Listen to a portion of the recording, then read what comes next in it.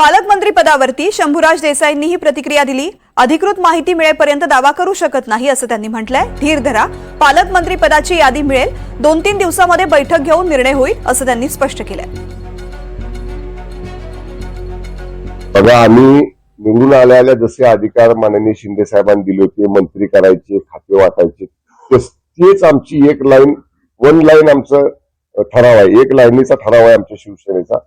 आमच्या सगळ्यांच्या बाबतीतले निर्णय घेण्याचे अधिकार माननीय पक्षाचे प्रमुख आदरणीय एकनाथजी शिंदे साहेबांना। त्यामुळे आता बघा, थोडंसं खाते वाटप झालं, विस्तार झाला, कालच अधिवेशन संपले दिवाळीत।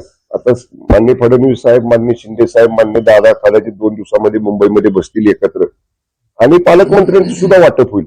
मी एक सांगतो, एवढं मोठं मॅन्डेट, 200 जवळपास 37 आमदारांचं बहुमत, इतकं प्रचंड मॅन्डेट महायुतीला महाराष्ट्रातल्या जनतेने दिलेला आहे।